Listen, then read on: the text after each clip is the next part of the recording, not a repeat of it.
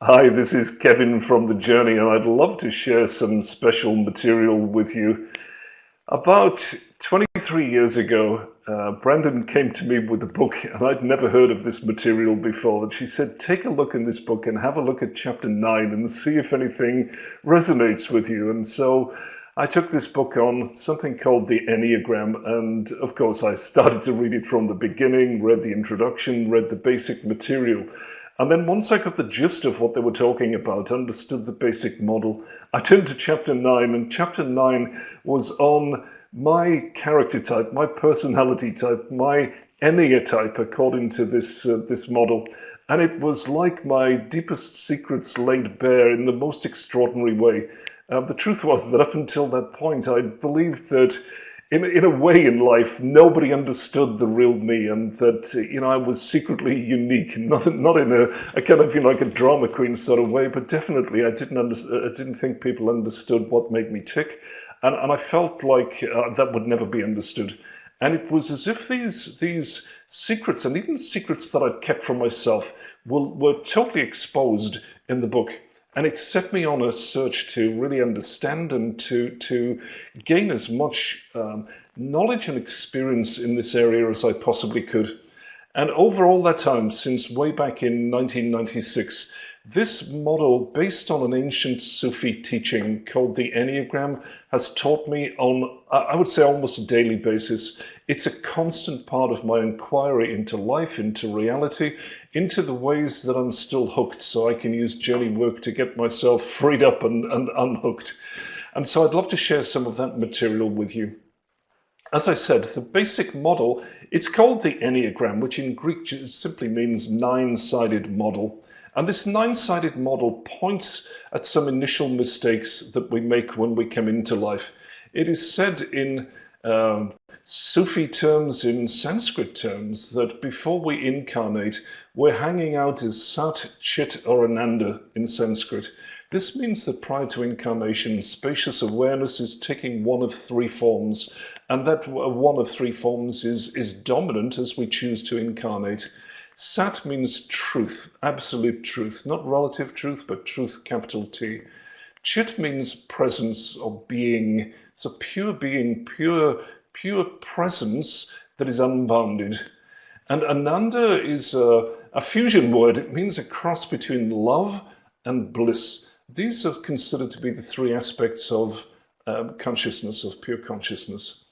And what the Sufis said was that according to the state prior to incarnation, when we're born, we buy into one or other of the traps.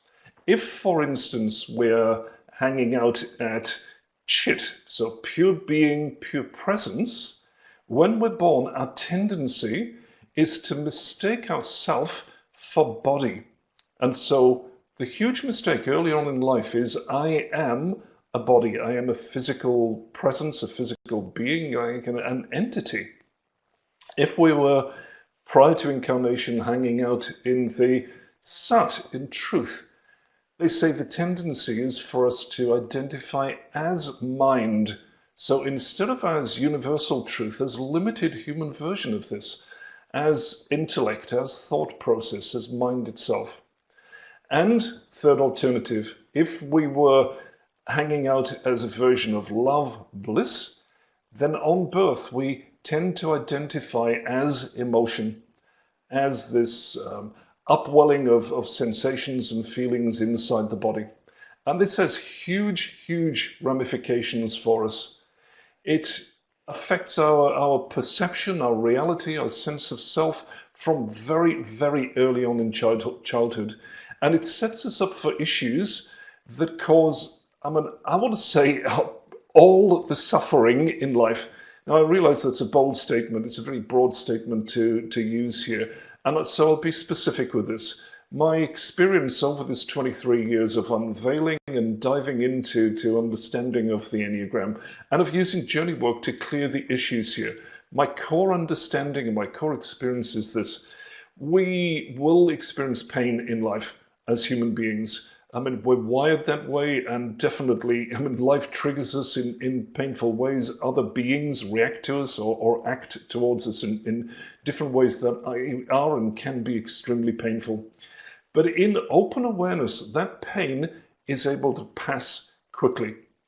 It's like an emotion, and you know this already if you've been through a journey intensive and through the abundance retreat with us, maybe.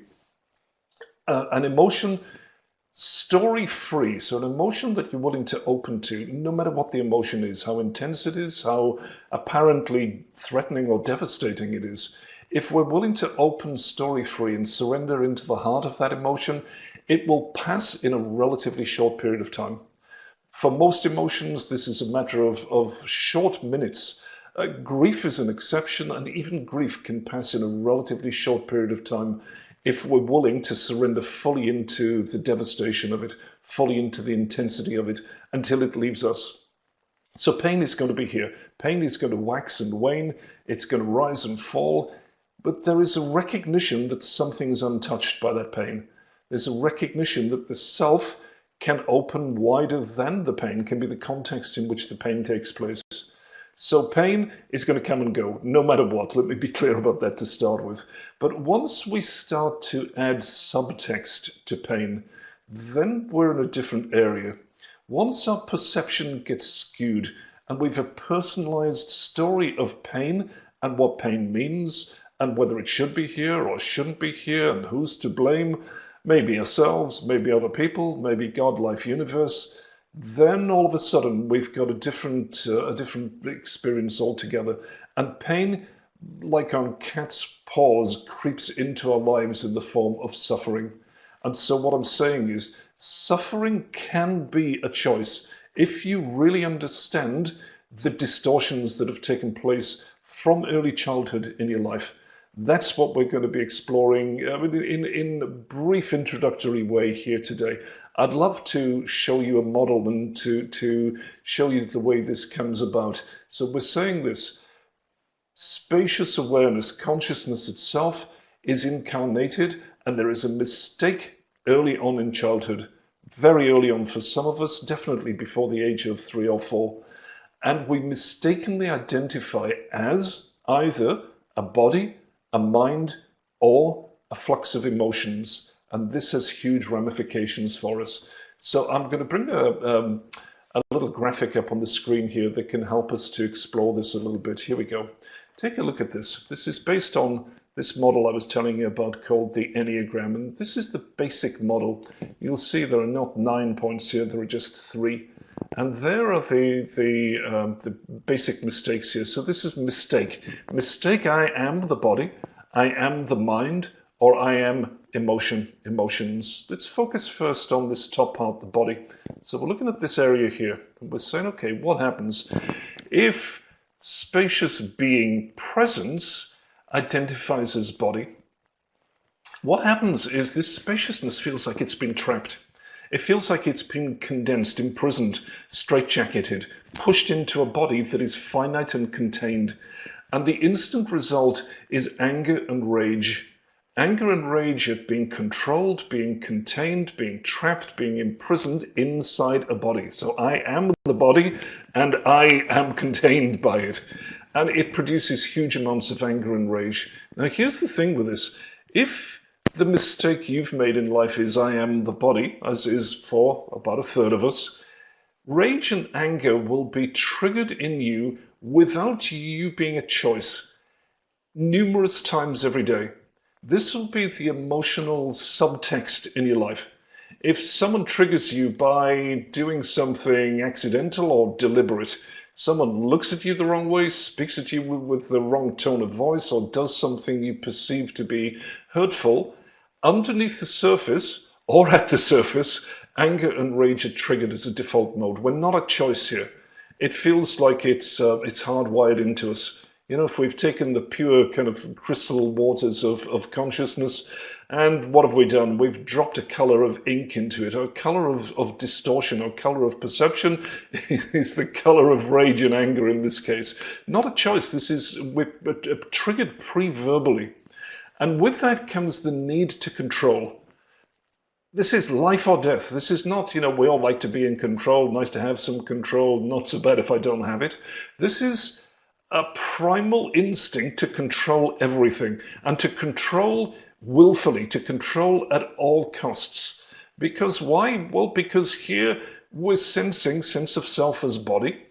And that body is a visceral, living, breathing entity. It's an animal, in other words. So there's an animal instinct with these types of identification. So there's an animal instinct, there's an animal presence here. And guess what? There are scary animals outside there. We tend to perceive the world as being physically threatening. And in order to avoid that existential threat, this life or death threat, we absolutely must control at all times. Now, we don't see this, we don't get this. Maybe other people see it about us, but we don't get the distortion that's taking place. We don't realize the mistake that has set us up to be absolutely predicated to respond in these ways. These issues are life issues. They don't go away, from the time we're born and fixated, so early on, until our last breath.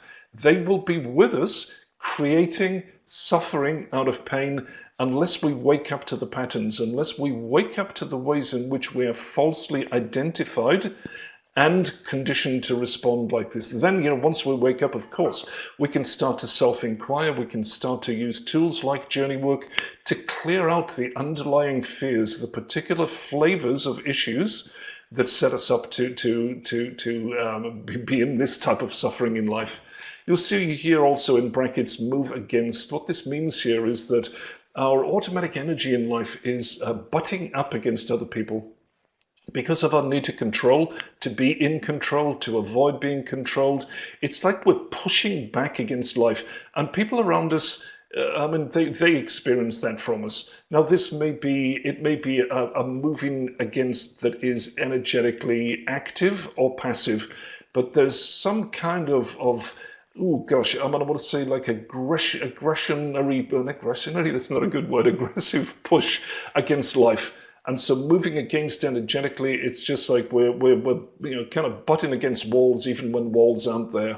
So if you recognize this as a theme in your life, and it can be expressed in one of three different ways here, according to the way we manage our emotions. And if you recognize, someone looks at you the wrong way, then underneath the surface, anger and rage. And if need for control is not a choice for you, but is a life or death issue, you just must have control, be in control, then maybe this is something you could look at. If we come down here, come down to the right-hand side of the triangle with me, and we're looking here then at a different type of identification. It's called fixation. And we're seeing here what? In this case, I am emotion or emotions. This case, the Sufi teaching is prior to incarnation, in a bath of love, in a bath of bliss, and then incarnation takes place into a human world, into human form, where, well, guess what? Emotions are in flux, and some of those emotions are painful, some of them are threatening, some of them are scary. And there's a sense that we've been punished by God, life, universe, and that something about us must have invited that punishment. And it must be, and you'll see the themes here emotionally, themes of unworthiness and worthlessness. It feels like there must be some reason why the punishment is taking place. We must have drawn it to ourselves, magnetized it to ourselves. So there's very low self-worth here, or even a negative self-worth in some cases. And there's the kind of reaching to compensate for that throughout life. The way we compensate, by projecting an image of lovability and worth. And again, the way that I was saying with the body points, this can manifest in one of three very, very distinct ways here, so that our behaviors, our patterns, they can look different from the outside, but underneath it comes down to the same stuff. It comes down to a mistake that was made early on in our childhood. I am emotion, or emotions in this case. Therefore, I must win back the love that is missing in my life. I must create some sense of worth. These are the caretakers, the workaholics. These are the kind of special artists in some case. In any case, there is an absolute existential need to project an image and pretend that image is the reality of life. Even when we know underneath the surface we feel the unworthiness, the worthlessness, there must be an image at all times of success, of value, of lovability, of specialness. This is the ink in the water of consciousness here with emotional types. This doesn't come and doesn't go throughout life. You know, as I was saying with the body points, this is the same. The issues last until our last breath, until our dying breath, without us being awake to them, unless we bring attention to them and do something about it. And lastly here, the third version of the mistake, I am the mind. Come over to the left-hand side of the triangle here with me. And we'll see here what, in this case, truth, pure consciousness, pure awareness, crystallizing into human form as mind, as thinking mind, as human mind, with all its insecurities.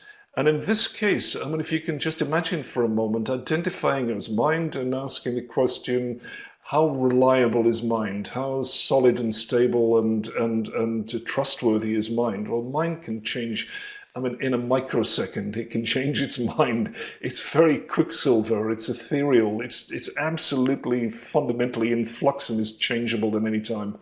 And it produces an underlying fear and terror in life. So we've fear of terror, if we're identified in this way. And this is then, in a similar way to the other points, is beginning to turn fear itself into suffering because we've added story, we're afraid of fear. This is, I mean, again, pre-verbal, it's instinctive. And we are manipulating, we are strategizing to avoid fear by understanding. So our game underneath the surface here, at all times, we need to know, we need to understand what is necessary in life to make us safe, because we feel fundamentally unsafe. We feel fundamentally anxious and stressed in life. And obviously, if we recognize this, we can do something about it. We can face the fear. We can use journey work to clear it. But for most of us, we don't recognize the patterns here. And again, they go from early childhood right up until our dying day without us recognizing the distortion we're making, the fundamental untruth in our identification. You'll see with the bottom 2 points there that with the mind points, there is an energy of moving away, so pulling back to consult the mind. There's an energy of just distancing, disassociating from life in order to think, in order to figure things out so we can be safe. With the emotional points, it's the opposite, moving towards connecting with people, needing to reach out, needing to be seen in a particular light, so we can be seen as lovable, so we can be seen as worthy. So this is the basic model that we will be discovering and really going into depth about at No Ego. The No Egos, we've got, it's a record this year, we've got 4 of them coming up around the globe here, in Holland, in Israel, in India, and in Australia. And I would love to welcome you to come and explore with us. This model called the Enneagram has been the biggest single thing, I want to say teacher. It's been the most amazing living model for me for 23 years. As I was saying earlier, it teaches me on a regular, almost daily basis. Until you discover the fundamental mistakes of identification you've made in life, you'll be operating on automatic pilot in these areas. It is almost certain that you will be turning pain into suffering, so causing it to be protracted, causing it to be an underlying ongoing condition rather than something that passes through and leaves you freshly in bliss at every stage.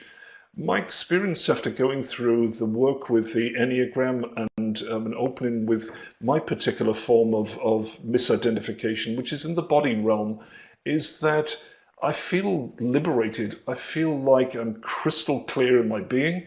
I feel like I've got a tool to spot the issues that I would have been asleep to in life if I hadn't discovered and studied the Enneagram.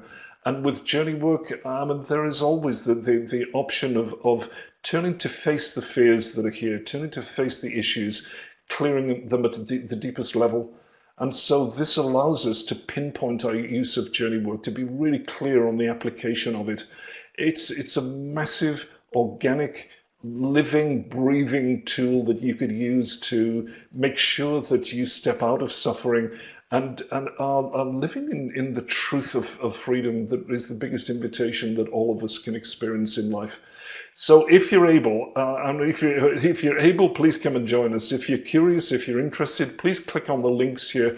It'll give you a little bit more information about where we are, what the dates are. It'll give you a little bit more information about what actually takes place here. The No Ego 8 days, I believe it is these days, it's grown over the years. It is intense. It is a fire of burning through the illusion of misidentification. It absolutely is the fundamental thing that will set you free if you use journey work with it. So please take a look. If you're called, come and join us. And I'd love to see you in one of those countries as the year goes on. So thank you for being with me. Big namaste to you. See you somewhere, sometime. Thank you. Bye-bye for now.